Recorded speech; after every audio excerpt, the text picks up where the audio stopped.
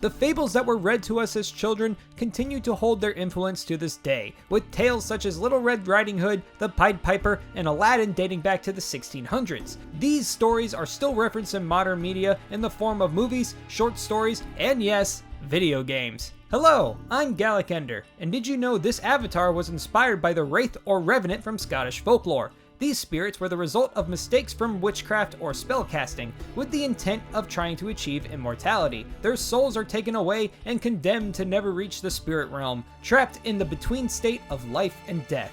With that bit of trivia out of the way, today's selection from the indie shelf is a roguelike featuring some of history's favorite storytime characters, Ravenswatch, developed by Past Tech Games. Ravenswatch takes your favorite Fable icons and puts them into a Diablo-style roguelike, battling monsters of the night and hunting down treasures and upgrades, all to prepare themselves to challenge the final boss of the level. For an early access title that's only been out for a little over a month, the roster is very impressive, offering 6 playable characters, each with their own unique abilities and mechanics. Spawning into the world, you start in a glowing ring with a shopkeeper. Time is frozen and will not start until you exit the ring. That's when the real fun begins. You have 4 in-game days consisting of 24 minutes to explore as much of the map as you can, building up your character's stats by leveling up or discovering hidden areas that have treasures and challenges for you to reap upgrades that fit the build you're going for. The locations of these interactables change with every run, bringing that Diablo-style replay value. Some of these discoveries include health fountains that fully heal your character and increase your max health, grimoires guarded by monster hordes that must be beaten in a certain time for you to receive the tome and the upgrade. Cursed battlegrounds, when conquered, decrease the final boss's max health. Seeing statues that reveal more of the map's hidden areas, and even a key that lets you unlock a hidden dungeon housing a rare upgrade at the end of it.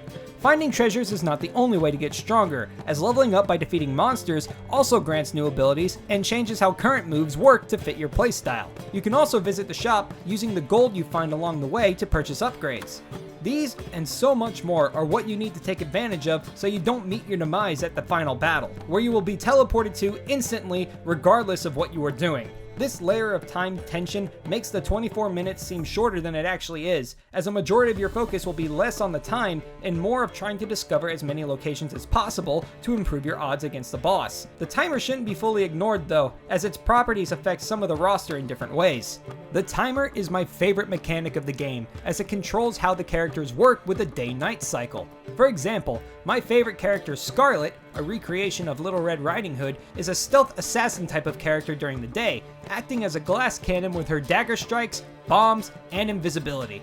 But at night, she transforms into the big bad wolf, capable of absorbing just as much damage as she can dish out, with abilities that act similar to her daytime version, but adjusted and reanimated to match the ferocity of a werewolf.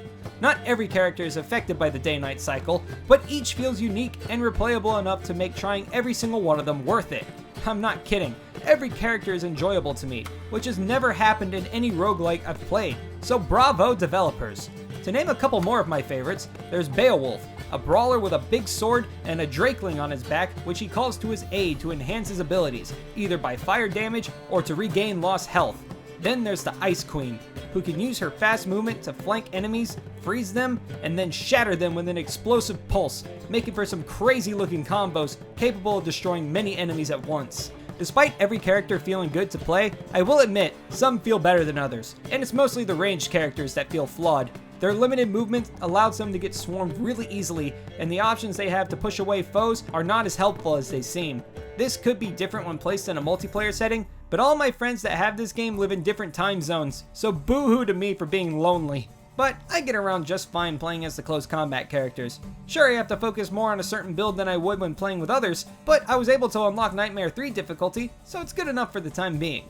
And that's about it really. I know this is a bit shorter than my regular reviews, but currently Ravenswatch doesn't have much to examine. The game is in early access with more content on the way, but despite its current state, I found it enjoyable enough to make this review and even play it casually in my spare time. And when it's fully released, I'll be more than happy to make a follow-up video showing how far the game has come. I believe that good early access games should be praised, and if I'm able to contribute to their future by spreading them around with these reviews so the devs can have more player feedback, then damn it I will.